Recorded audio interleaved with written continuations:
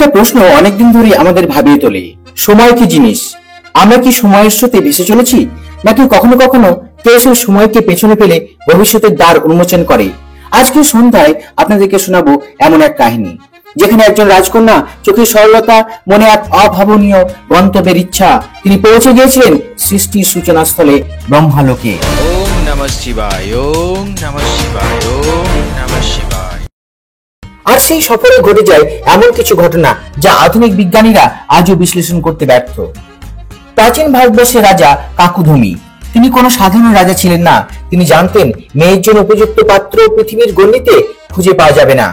তিনি মেয়েকে নিয়ে রওনা দেন সেই স্থানে যেখানে সময় শুধু একটি তত্ত্ব নয়, তা এক অস্তিত্ব।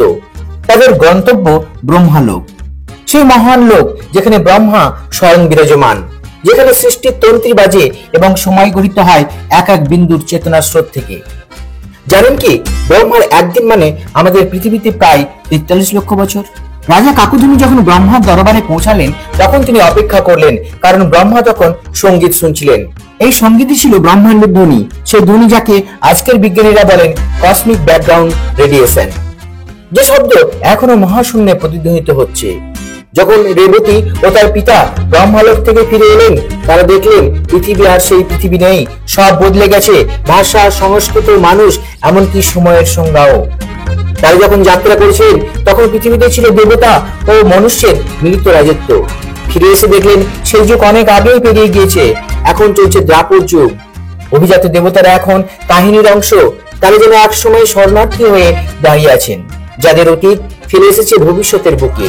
এখন প্রশ্ন আসে, এত বছর পর কাকে বিয়ে দেবে রাজা তার কন্যাকে? তখনই স্বয়ং ব্রহ্মা জানিয়ে দিলেন, রেবতীর জন্য উপযুক্ত পাত্র একমাত্র বলরাম, শ্রীকৃষ্ণের ভাই।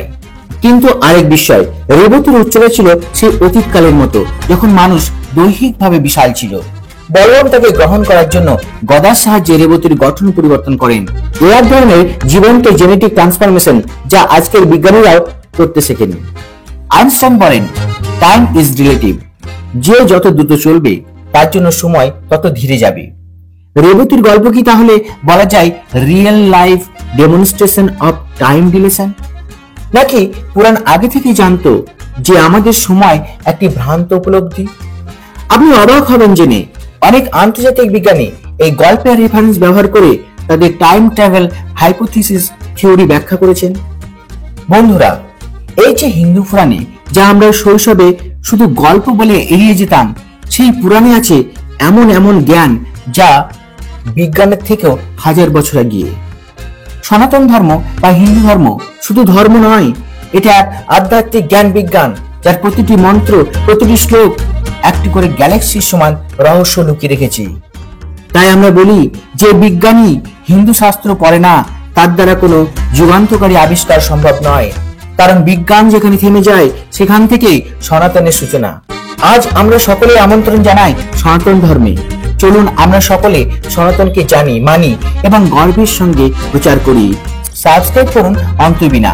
এই সন্ধ্যার মতো আরো অদ্ভুত, অলৌকিক, আধ্যাত্মিক যাত্রা প্রতি রাতে আপনার জন্য নিয়ে আসবো। আমি সুমন্ত, আবার দেখা হবে পর্ব 2-এ, যেখানে থাকবে কাকভূষুণ্ডীর চোখের দেখা, মহাপ্রলয় এবং মহাকাল যাত্রা। শুভরাত্রি বন্ধুরা। জয় সনাতন ধর্ম, জয় বিশ্বজ্ঞান, জয় বিশ্ব ভারত।